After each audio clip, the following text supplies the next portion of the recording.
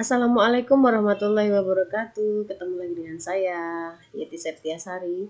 Saya merupakan dosen dari Universitas Muhammadiyah Pringsewu, Fakultas Kesehatan, Program Studi S1 Ilmu Keperawatan. Di sini saya akan mencoba menjelaskan tentang roadmap penelitian dan juga roadmap pengabdian masyarakat. Untuk biodata, di sini untuk biodata saya sudah sejak tahun 2011 menjadi dosen di Stikes Muhammadiyah Pringsewu yang sekarang sudah menjadi Universitas Muhammadiyah Pringsewu dan merger pada tahun 2019-2020. Saya mengajar di Fakultas Kesehatan Program Studi S1 Ilmu Keperawatan dengan bidang keilmuan saya ataupun departemen saya yaitu Departemen Keperawatan Maternitas dan juga Departemen Keperawatan Dasar. Kemudian keilmuan saya ataupun departemen saya tadi, saya coba untuk integrasi di dalam sebuah penelitian dan juga dalam sebuah pengajaran serta pengabdian masyarakat, sehingga memberikan implikasi pada Tridharma Perguruan Tinggi.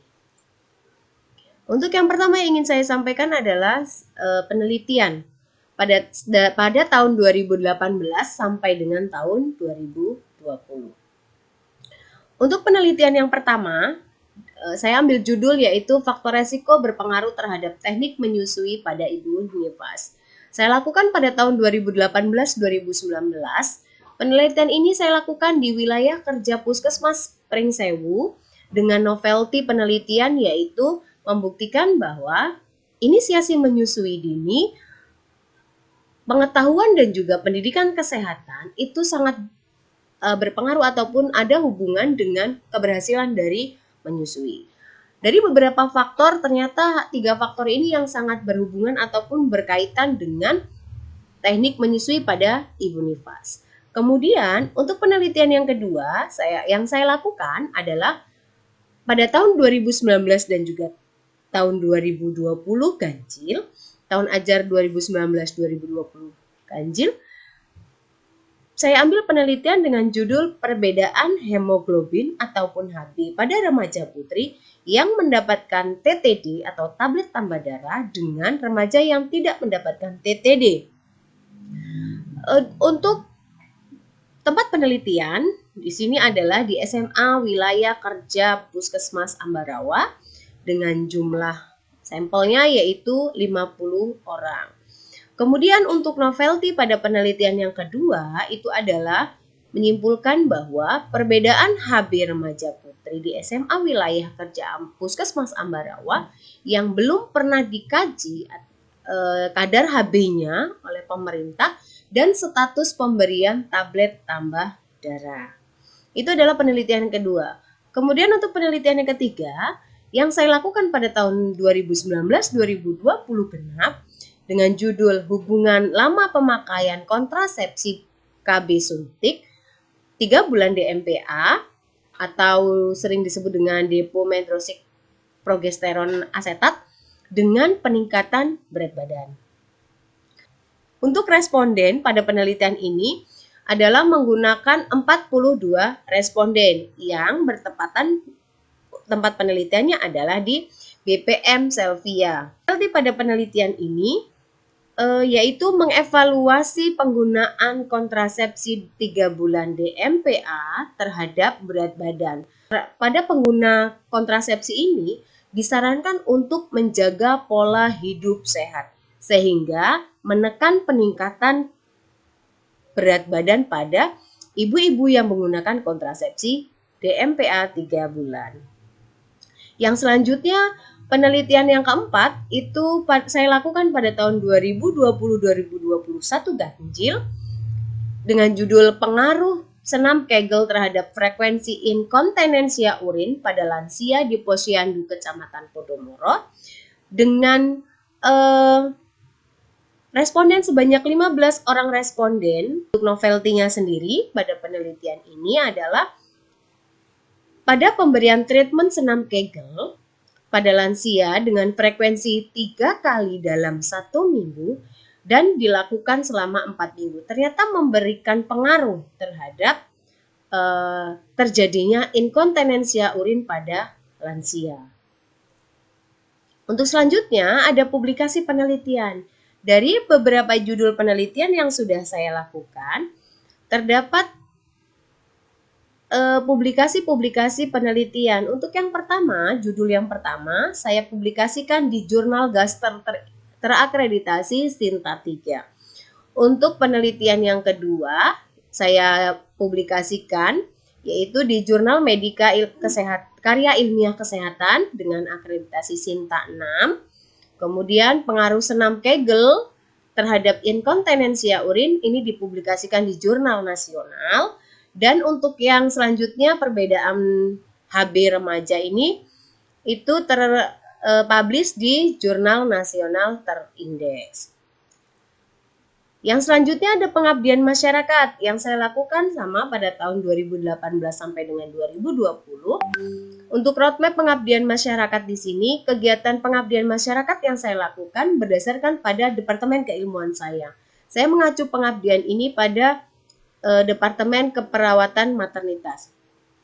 Kemudian implikasi pada penelitian ini berupa insidental sesuai dengan kebutuhan-kebutuhan masyarakat yang pada saat-saat tertentu atau waktu-waktu tertentu.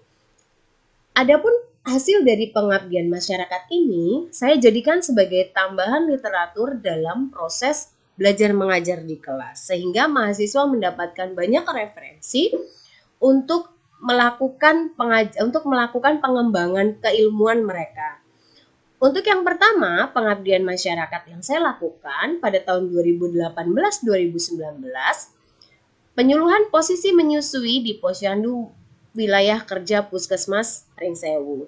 Kemudian untuk pengabdian yang kedua itu di tahun 2019-2020 ganjil, itu manfaat penyuluhan tablet FE dan pencegahan anemia pada SMA di SMA Kabupaten Ambarawa. Kemudian untuk pengabdian yang ketiga itu ada penyuluhan kontrasepsi pada wanita usia subur di Kelurahan Pringsewu Selatan. Dan yang terakhir pada tahun 2020-2021 pengabdian yang saya lakukan dengan judul demonstrasi senam Kegel pada lansia di Posyandu, Podomoro, Kecamatan Pringsewu. Ini adalah 4 pengabdian yang saya turunkan dari penelitian yang saya lakukan. Untuk proses penelitian ataupun langkah-langkah pengajuan proposal penelitian, di sini ada langkah penelitian dulu, nanti ada langkah pada pengabdian masyarakat. Semua dosen atau seluruh dosen di Fakultas Kesehatan Universitas Muhammadiyah Pringsewu diwajibkan melakukan Tridharma Perguruan Tinggi kalau pada penelitian. Sebenarnya kalau di Universitas Muhammadiyah Pringsewu itu yang diwajibkan adalah Catur Dharma Perguruan Tinggi. Yang satunya adalah Al-Islam dan juga Kemuhammadiyahan. Keterkaitan dengan proses penelitian untuk langkah pengajuan proposal untuk di Universitas Muhammadiyah Pringsewu, tahap yang pertama yang dilakukan itu adalah persiapan. Tahap yang kedua ada penyerahan, kemudian pengumuman, pelaksanaan penelitian dan juga pelaporan.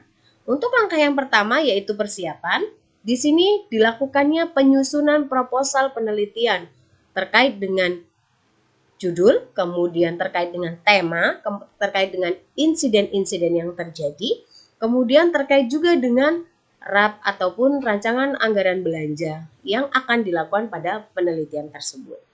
Untuk tahapan yang kedua yaitu penyerahan. Untuk penyerahan di sini langkahnya adalah penyerahan proposal penelitian yang biasanya kami lakukan penyerahan penelitian ini pada unit LPPM, di mana unit ini adalah unit yang membentengi tentang bagian penelitian dan juga pengabdian masyarakat ataupun penerimaan hibah. Kemudian untuk langkah yang ketiga yaitu pengumuman. Biasanya setelah proses penyusunan proposal dilakukan, terdapat pengumuman sekaligus melakukan penandatanganan kontrak penelitian pada LPPM. Biasanya kami dikumpulkan untuk melakukan kontrak penandatanganan penelitian, kemudian dijelaskan harus kapan melaporkan hasil-hasil dari penelitian yang dilakukan.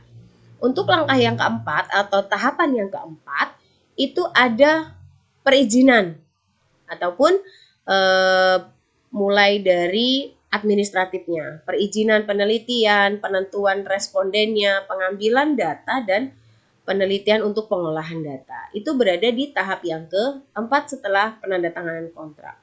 Yang selanjutnya adalah pelaporan. Tahap yang terakhir adalah tahap pelaporan. Tahap pelaporan ini adalah tahap di mana penyerahan laporan penelitian dan juga presentasi hasil dari penelitian yang kita lakukan. Empat tahapan tersebut itu semua langkah yang harus dilewati oleh dosen-dosen yang akan melakukan penelitian di Universitas Muhammadiyah Pringsewu. Kemudian untuk proses pengabdian masyarakat itu sebenarnya tidak jauh beda dengan proses penelitian. Untuk proses pengabdian masyarakat yang selanjutnya sama halnya dengan penelitian. Untuk yang pertama adalah penyusunan proposal pengabdian masyarakat. Dan yang kedua ada penyerahan proposal ke bagian LPPM untuk mendapatkan pendanaan, kemudian untuk melakukan penandatanganan kontrak pengabdian masyarakat. Untuk langkah yang ketiga, pelaksanaan pengabdian masyarakat, kemudian dilanjutkan dengan penyusunan laporan pengabdian masyarakat. Dan yang terakhir adalah pelaporan hasil pengabdian masyarakat ke bagian LPPM. Nah, ini adalah tindak lanjut untuk output penelitian dan juga pengabdian masyarakat. Salah satu isi kontrak penelitian dan pengabdian masyarakat itu adalah berupa produk ataupun publikasi atau luaran dari sebuah penelitian. Untuk yang pertama ada penelitian, yang kedua ada pengabdian masyarakat.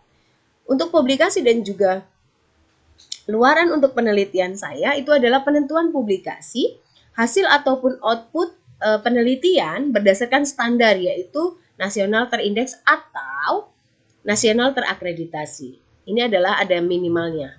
Kemudian untuk hasil penelitian juga dijadikan sebagai bahan referensi proses pengajaran mahasiswa di kelas ataupun sebagai bahan referensi mahasiswa melakukan penelitian selanjutnya. Untuk yang selanjutnya yaitu pengabdian masyarakat. Untuk pengabdian masyarakat di sini seperti halnya dengan penelitian, luaran-luaran ataupun output yang dihasilkan untuk sebuah pengabdian itu adalah harus minimal terpublikasi. Jadi publikasi atau hasil pengabdian masyarakat itu dipublikasikan pada Open Journal System. Publikasi pengabdian masyarakat yang saya lakukan itu dengan judul Screening Anemia pada Ibu Hamil di Puskesmas Bernung, Kabupaten Pesawaran. Itu saya lakukan publikasi, untuk linknya ada di bawah ini pada jurnal STKIP PGRI Lubuk Linggau. Kemudian penelitian unggulan yang saya cantumkan di sini adalah hubungan lama pemakaian kontrasepsi KB 3 bulan DMPA dengan peningkatan berat badan. Di sini sudah saya cantumkan untuk jurnal yang saya publikasikan. Kemudian untuk pengabdian masyarakat unggulan biasanya di sini terintegrasi dari hasil penelitian atau luaran dari penelitian. Di sini berupa dengan temanya keluarga berencana. Nah, di sini dijelaskan dari implikasi hasil penelitian tersebut bahwa proses penentuan program kontrasepsi itu adalah yang dipilih oleh wanita usia subur. Jadi penyuluhan KB pada WUS atau wanita usia subur di Kelurahan Kabupaten Pringsewu. Untuk linknya bisa dilihat di sini jurnalnya. Oke, itu tadi roadmap penelitian dan juga roadmap pengabdian masyarakat yang saya sampaikan. Itu saja dari saya. Terima kasih. Assalamualaikum warahmatullahi wabarakatuh. Jangan lupa like, comment, and subscribe.